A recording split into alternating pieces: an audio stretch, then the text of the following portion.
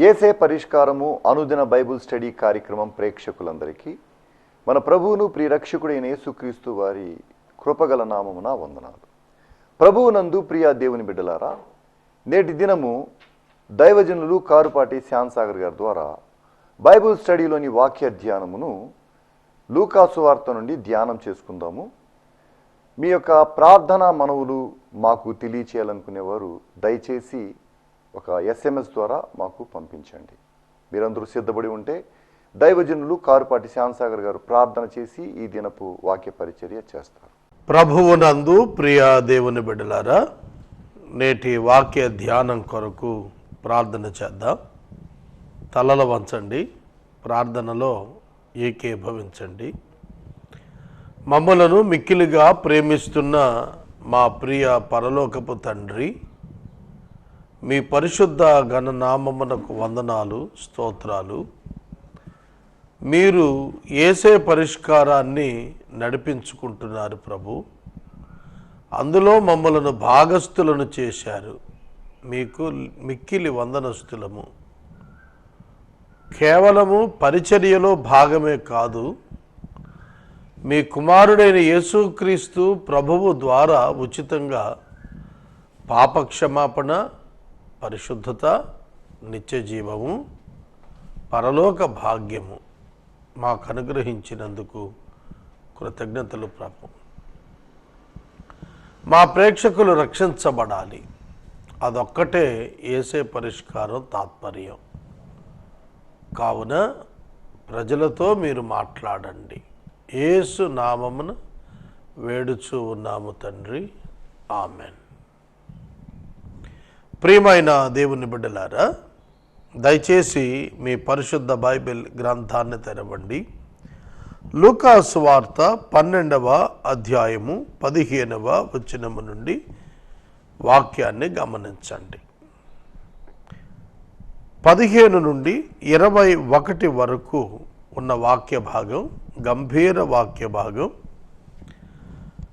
విశ్వాస యొక్క యాటిట్యూడ్, ఉద్దేశాలు ఎలా ఉండాలో నేర్పించిన వాక్య భాగం ఇది. యేసు మాటలు. మరియు యేసు వారితో ఇట్లనెను, శిష్యులతో, మీరు ఏ విధమైన లోభమునకు ఎడమియ్యక జాగ్రత్త పడండి. మీరు ఏ విధమైన లోభమునకు ఎడమియ్యక జాగ్రత్త పడండి. Take care and be on your guard against all covetousness. ఒకని కలిమి విస్తరించుట వాని జీవమునకు మూలము కాదు అనెను. యేసుక్రీస్తు ప్రభు ఇక్కడ చెబుతున్నటువంటి మాటలు మనం గమనిస్తున్నప్పుడు, లోభము అంటే ఏమిటి అర్థం? లోభి అంటే డబ్బును ప్రేమించి ధనాన్ని దాచుకొని అవసరతల కంటే ధనాన్ని ఎక్కువగా భావించి ప్రేమించి ఖర్చు పెట్టనివాడు. తన కొరకు ధనాన్ని దాచుకుని తాను కూడా దాన్ని అనుభవించక దాన్ని ప్రేమించే అంతటి వాడిని లోభి అంటారు. అలాంటి లోభం మీరు దాని దానికి ఎడమియక చోటియద్దు అన్నాడు. Check your attitude when you are becoming rich, when you are becoming sufficient. సమృద్ధి కలిగిన వానిగా, ధనవంతునిగా నువ్వు అవుతున్నప్పుడు నీవు లోభమునకు చోటు ఇవ్వద్దు అన్నాడు. ఎందుకంటే ఒక ప్రమాదం ఉన్నది. ధనం మూలం ఇదం జగత్ అనే ఒక సామెత ఉన్నది. ధనముంటే సమస్తం లోకంలో సాధ్యం. ఇది వాస్తవం. నేను మే మాసంలో హోలీ ల్యాండ్ వెళ్ళాలని ప్రార్థన చేసుకున్నాను. ప్రభువు నాకు సహాయం చేశారు. చాలామంది మిత్రులు ఎదురుకొచ్చి నాకు సహకరించి నన్ను పంపించినారు. డబ్బు లేకుండా ఏ విధంగా వెళ్ళగలుగుదును నేను? జాగ్రత్తగా వినాలి, ఈ వివరణ మీరు వినాలి. వెళ్ళాలి, దేవుని యొక్క కుమారుడైన క్రీస్తు నడిచిన స్థలాలలో ఉన్నటువంటి రుజువులు, ఆధారాలు స్పష్టంగా చూడాలనే ఆశతో ప్రార్థించినప్పుడు డబ్బు నాకు వ్యక్తిగతంగా లేకపోయినా ప్రభువు సమకూర్చి నడిపారు. అదే నా జేబులో ఒక 10 లక్షలు ఉండుంటే నేను ఎవరిని అడిగేవాడిని కాదు కదా. నేను అసలు నా సొంత ప్రణాళిక చేసేవాడిని, ఆ ప్యాకేజీకి కూడా పోయేవాడిని కాదేమో. కనుక మనం డబ్బు ఉన్నప్పుడు దాన్ని ఎలా వినియోగించుకోవాలో ఆలోచన చేస్తూ దానితో పనులు మన ఇష్టం ప్రకారం నెరవేర్చుకోవటానికి ప్రణాళికలు చేస్తాం. అక్కడే మనం పడిపోయేది. అది మన జీవానికి మూలం కాదు.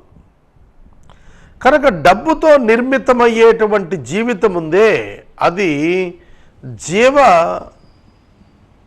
మూలము కానే కాదన్నాడు. In all that ways you will be in sin. డబ్బుతో కార్యాలు చేయాలనే ప్రయత్నం ఎప్పుడు వచ్చిందో అక్కడ పాపం వస్తుంది. దేవునిపై ఆధారపడి పనిచేసే చోట పాపానికి చోటు ఉండదు. దేవుని కొరకు, కృప కొరకు ఎదురు చూచడం ద్వారా మరొక విదేశీయానం సాహసం చేయగలుగుతానా అన్నప్పుడు డబ్బుంటే చేయొచ్చు, కానీ దైవ చిత్తం ఉంటే డబ్బు లేకపోయినా సమకూర్చబడి జరుగుతుంది. కాబట్టి విశ్వాసి యొక్క జీవితం దైవ చిత్తంపై ఆధారపడాలి, డబ్బుపై కాదు. కనుక కలిమి విస్తరించుట చేత మనం జీవితాన్ని గడపగలుగుతామని అనుకోవటం చాలా కూడా శోచనీయ స్థితి. But people loves money and loves to earn the money. ఇది సాధారణ లోకంలో. క్రైస్తవుడు ఆ సాధారణ లోక పరిస్థితిని తాను ఎంచుకోకూడదు. అలా ఎంచుకున్న వాని గతి ఏమైనదో ఇందులో చెప్పాడు. మరియు ఆయన వారితో ఒక ఉపమానము చెప్పాను. ఒక ధనవంతునికి భూమి సమృద్ధిగా పండెను. రైతు భూమి సమృద్ధిగా పండింది. అతడు ఏమనుకున్నాడు, నా పంట కూర్చుకొనుటకు నాకు స్థలము చాలదు గనుక నేనేమి చేస్తానని తనలో తాను ఆలోచించుకుని, నేను ఇలా చేస్తాను, నా కొట్లు విప్పేస్తాను, నా కొట్లు ఇప్పుడున్న వాటికంటే గొప్ప వాటిని కట్టించేస్తాను, అందులో నా ధాన్యాన్ని నిల్వ ఉంచుతాను, నా ఆస్తిని సమకూర్చుకుంటాను, నా ప్రాణంతో నేను ఇలా చెప్పుకోగలుగుతాను, నా ప్రాణమా అనేక వత్సరములకు ఆస్తిని నీకు సమకూర్చాను, సుఖించుము, తినుము, త్రాగుము అని సంతోషించుము అని చెప్పుకుందును అని అనుకొనెను. ఆలోచన, మనుషుల ఆలోచనలు సమృద్ధి వచ్చినప్పుడు ఎటుపోతాయో ప్రభువు చెప్పాడు. విహరిస్తాయి. పక్షులు విహంగములో ఆకాశములో విహరించినట్లు ధన సమృద్ధి కలిగినప్పుడు ఈ చెడ్డ హృదయములో మానవ తలంపులు విహరిస్తాయి. ఆ విహరింపులోనే పాపాన్ని ఆహ్వానించి ఆస్వాదించి పతనమైపోతూ ఉంటాయి. కనుక నీ సమృద్ధి నిన్ను నీ చిత్త ప్రకారం చేయుటకు నడిపించినట్లయితే నీ సమృద్ధి నీ జీవానికి ఆటంకమే కానీ మూలము కాదు. కనుక do not look for money, do not love the money, do not love to earn the money. కనుక ఒకని జీవము కలిమిని బట్టి ఆధారపడి ఉండదు, దేవుని బట్టి ఆధారపడి ఉంటుంది. కనుక మీ ప్రతి అవసరము తన మహిమైశ్వర్యములో నుండి తీర్చును. God will meet all your needs from his treasure. ఆయన యొక్క ధననిధి నుండి ఆయన మీ అవసరాలు తీరుస్తాడు. మీ అవసరాలు తీరుస్తాడు. దాని వలన మీ జీవము విస్తరిస్తుంది తప్ప మీ కలిమి వలన కాదు. ఇవాళ ఒక 10 లక్షలు పారేసి పని చేసుకుంటానండి అంటారు. కనుక ఆ పని నీకు యోగ్యమో కాదో నీకు తెలియదు. నీవు నీ సొంత నిర్ణయం చేత నీ పనులను పూర్తి చేసుకుంటానికి నా నా నా అనే పదం ఈ ధనవంతుడు ఎన్నిసార్లు వాడాడు. నా పంట, దేవుడిచ్చిన పంట అనలా, ఇట్స్ మై ఓన్, నా పంట. And he said, I will do this, and I will tear down my barns and build larger ones, and there I will store all my grain and my goods, and I will say to my soul, soul, you have ample goods laid up for many years. Relax, eat, drink, be merry. సంతోషించు, be merry, ఉత్సాహించు, ఉల్లాసంగా ఉండు. ఎన్నో సంవత్సరాలకు నీకు కావలసిన భోజనం సిద్ధంగా ఉంది. You don't need to worry about your future and it's maintenance.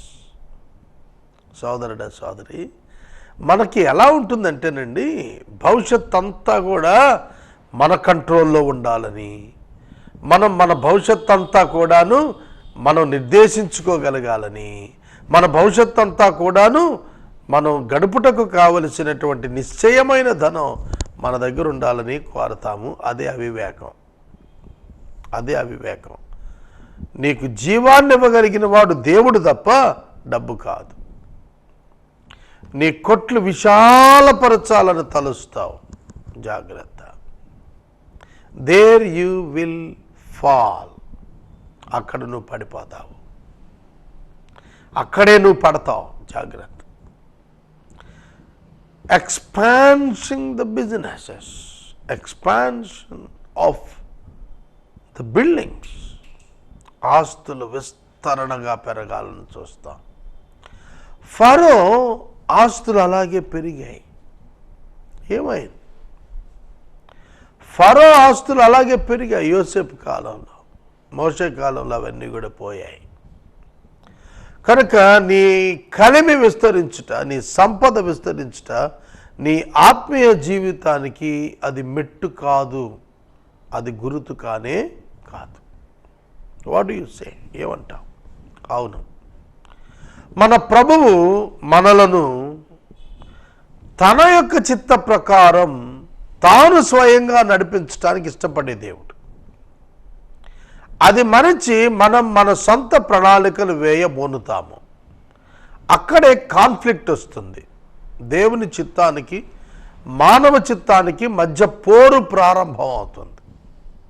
ఆ పోరుకు కారణం ధన సమృద్ధి, ఆహార సమృద్ధి.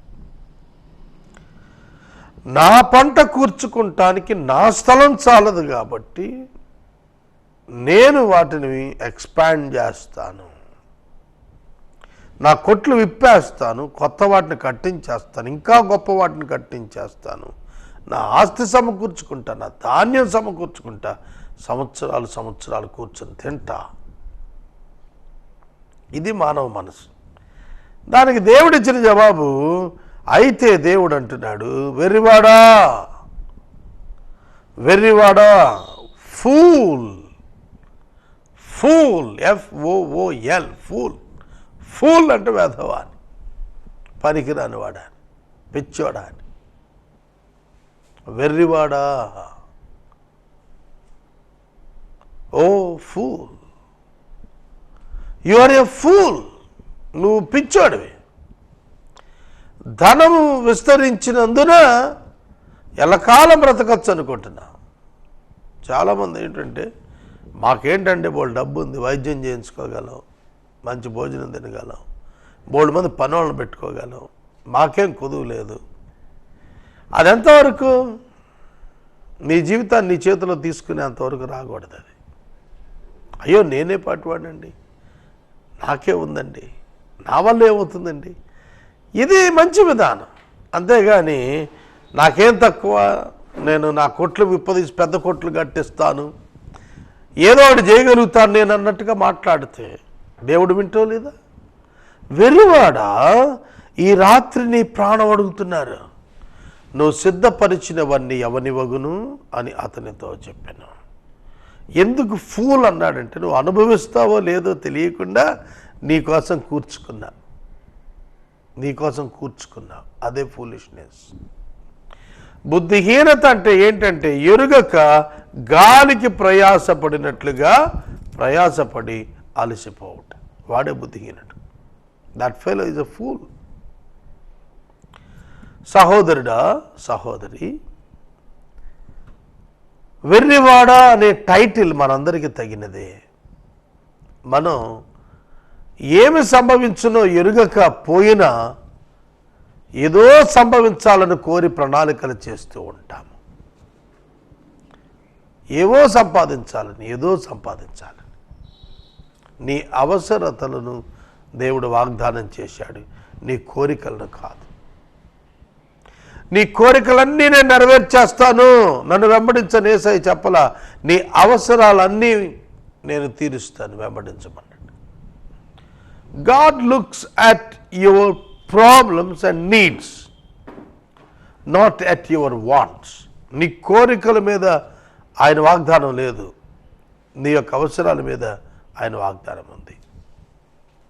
సహోదరుడా, సహోదరి,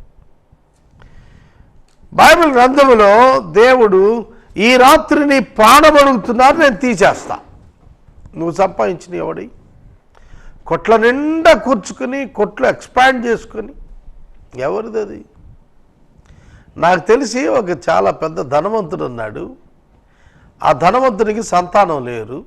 పొలాలు సంపాదించాడు, ఇళ్ళు సంపాదించాడు, వ్యాపారాలు చేయించాడు, వడ్డీలకి ఇచ్చేటువంటి వాడు.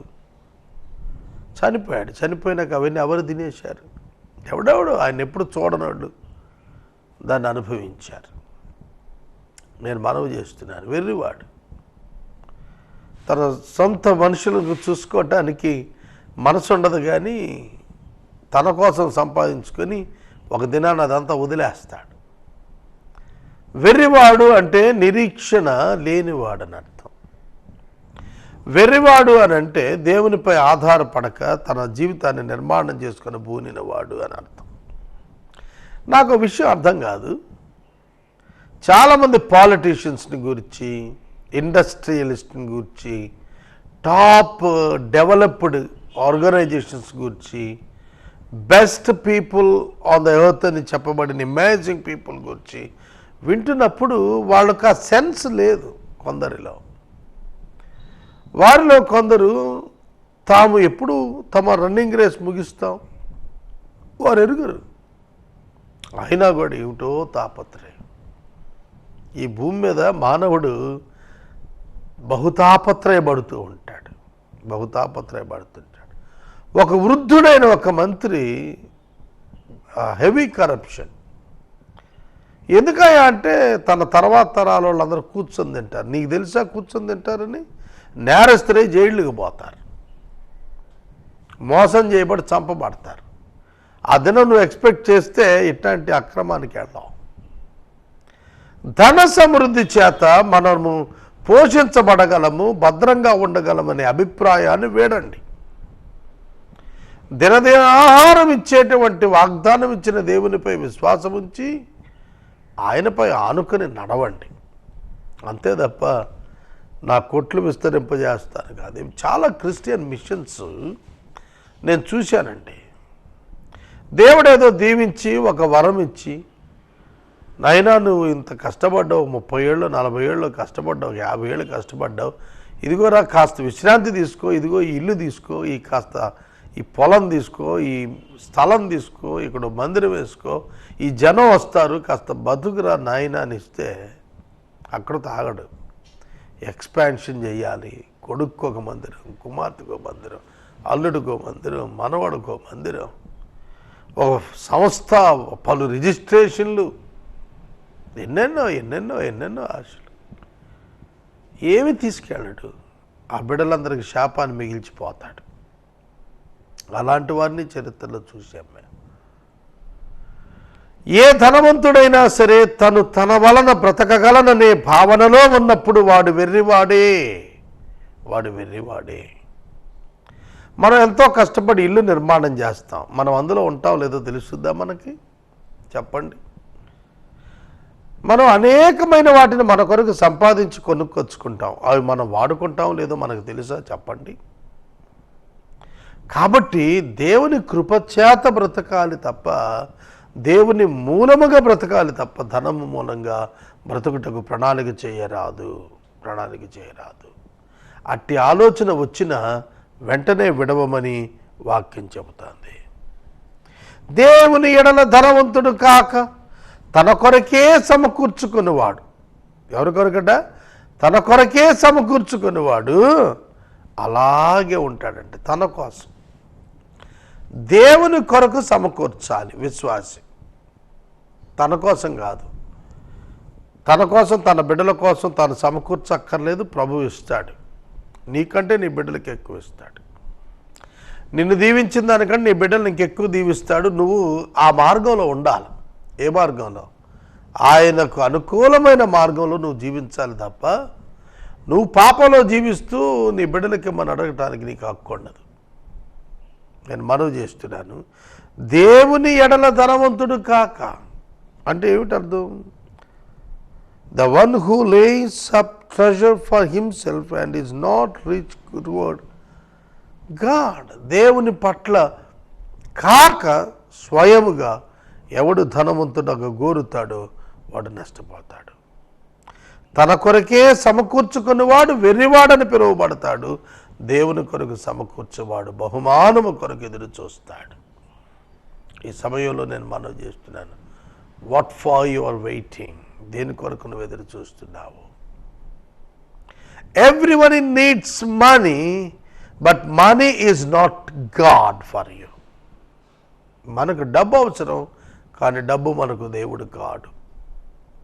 డబ్బు మనకు దైవము కాదు. దేవుని యందు విశ్వాసం ఉంచిన వాడు ఈ లోకములో ఉన్న వీటి వైపు తన మనసును నిలపడు. దేవుని ఎడల ధనవంతుడు కాక స్వయంగా తన కోసం ధనవంతుడయ్యేవాడు దౌర్భాగ్యుడవుతాడు. మీకు విషయం తెలుసా? ధనము సంపాదించే కొలది ఒక మ్యానియాక్, ఒక పిచ్చివాళ్ళ అవుతారు. ఎట్లా అంటే అది బయటికి తీయలేరు, ఎవరికి ఇవ్వలేరు, ఉందని చెప్పలేరు, దాన్ని వినియోగించలేరు, ఇతరులకు వాడలేరు, తమకు కూడా వాడుకోలేరు. ఎంతోమంది ఉన్నారు ఇట్లాంటి కోవకు చెందిన వాళ్ళు. The people who loves the money much, చాలా డబ్బు ప్రేమించేవాళ్ళు. తినుము, త్రాగుము, సుఖించుము, 3 శరీరానికి సంబంధించినవి. తినటం, తాగటం, సుఖపడటం, ఈ 3 శరీరానికి సంబంధించాయి. అసలు శరీరానికి సంబంధించిన ఆలోచన చేసిన వాడే వెర్రివాడు. తన నిత్యత్వాన్ని గురించి ఆలోచించేవాడే జ్ఞానవంతుడు. నేను ఎప్పటికప్పుడు నా వయసు లెక్కించుకుంటూ ఉంటాను. 70, 80 అన్నాడు కదా, ఇంకా ముందు వెళ్ళిపోతే ఇంకా సంతోషం. 70, 80, అబ్బా ఇంకెంతకాలం ఉండాలి భూమి మీద. కనుక నేను ఎప్పుడు చెబుతాను, మన కనుదృష్టి అంతా పరలోకం మీద ఉండాలి. మన కనుదృష్టి, మన ఆలోచనలు, మన తలంపులంతా అక్కడ ఉండాలి. ఎందుకంటే మన ధనం అక్కడ ఉండాలి. మన ధనం ఎక్కడ ఉండాలి? అక్కడ ఉండాలి. మేము మా ఇంటిలో బీరువాకు తాళాలు వేయం. ఎందుకంటే we have no money in it. దానిలో డబ్బు లేదు. ఎప్పుడైనా తాళం వేసాము అని అంటే అర్థం ఏంటంటే అందులో కొంచెం ఏదో ఒక డబ్బు ఉందని అర్థం. తెలుసునా? కనుక డబ్బు చేత బ్రతకాలనే ఆలోచన, డబ్బు మూలముగా బ్రతకాలనేటువంటి ఆలోచన దైవ విరుద్ధమైన ఆలోచన, వెర్రి ఆలోచన. ఆ ధనాన్ని, ధనాపేక్షను మేము కంట్రోల్ చేసుకోగలుగుతాం లే అనుకున్న వాళ్ళు బొక్కబోర్ల పడ్డారు. దాని కంట్రోల్లోకి వీళ్ళు పోయారు తప్ప వీళ్ళ కంట్రోల్లోకి అది రాలా. నీ విస్తరణ దేవుని కొరకై ఉండాలి. నీ యొక్క అభివృద్ధి దేవుని కొరకై ఉండాలి. నీ సమృద్ధి దేవుని కొరకై ఉండాలి, నీ కొరకు కాకూడదు. నీకేం కావాలో ఆయనపై ఆధారపడాలి. ఆయన ఏమి ఇచ్చాడు దాన్ని ఆయన కొరకు నీవు పని చేయగలగాలి. ఇది పాఠం ఇందులో మనం నేర్చుకోవాలి. దేవుని కొరకు ధనవంతులు మగుదాం. ఈ మాట గుర్తుపెట్టుకోండి. దేవుని ఎడల ధనవంతుడు కావాలి మనం. మనుషుల ఎడల కాదు, మనుషుల ముందు కాదు. దేవుని ఎడల, దేవుని కొరకు, దేవుని యొద్ద, దేవుని చేత. God and you both must relate when you receive something from above. దేవుని నుండి మనం పొందాలి, దేవుని కొరకే బ్రతకాలి, దేవుని కొరకే ఇవ్వాలి, దేవుని కొరకే పని చేయాలి. ప్రార్థన చేసుకుందాం. మనము ఇంతవరకు దైవజనులు కారుపాటి శ్యామ్సాగర్ గారి ద్వారా బైబిల్ స్టడీలోని వాక్య ధ్యానమును లూకాసు వార్త నుండి ధ్యానం చేసుకుందాం. మీ ప్రార్థనా మనవులు మాకు తెలియచేయాలనుకునేవారు దయచేసి SMS ద్వారా పంపించండి. అలాగే మీ కుటుంబ పక్షముగా ఒక ఎపిసోడ్ ఆర్థిక సహకారం అందించాలనుకునేవారు మాకు ఒక SMS పంపిస్తే మా సిబ్బంది మీ గృహాలను దర్శిస్తారు. అదేవిధంగా ప్రతిరోజు సాయంత్రము 7 గంటల నుంచి 7:30 వరకు బ్లెస్సింగ్ టీవీలో దైవజనులు కారుపాటి శ్యామ్సాగర్ గారి ద్వారా యోబు గ్రంథం యొక్క ధ్యానాలు జరుగుతున్నవి. దయచేసి ప్రేక్షకులందరూ కూడా వీక్షించాలని మనవి చేస్తున్నాం. ముగింపు ప్రార్థన ఆశీర్వాదాలతో ఈ కార్యక్రమాన్ని ముగించుకుందాం. ప్రార్థన. మమ్మను మిక్కిలిగా ప్రేమిస్తున్న మా ప్రియ తండ్రి, వందనాలు. యేసే పరిష్కారానికి ఉన్న అవసరాలు తీర్చివేయండి. సమృద్ధిమ్మని అడగట్లా, మిగులిమ్మని అంతకంటే అడగట్లా. అవసరాలు ఏ దినమో ఆ దినాన్ని తీర్చడం చాలు. అట్టి భాగ్యం ఇవ్వండి. ఎక్కడ అవిశ్వాసం రాకుండా చేయండి. ధనాన్ని ప్రేమించి తిను త్రాగు సుఖించని చెప్పే దౌర్భాగ్యత మాకెవ్వరికి రాకుండా చేయండి. ఎంత తిని త్రాగి సుఖించినా ప్రభు పరలోకానికి వెళ్ళాలి. అది సాధ్యమవుతుందా? డబ్బుతో సాధ్యం కాదు.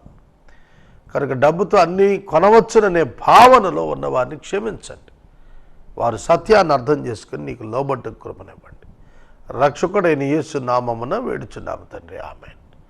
తండ్రి అయిన దేవుని ప్రేమ, కుమారుడిని యేసయ్య కృప, పరిశుద్ధాత్మని యొక్క అన్యోన్య సహవాసం సదాకాలం మనందరికీ తోడైనగాక, ఆమేన్.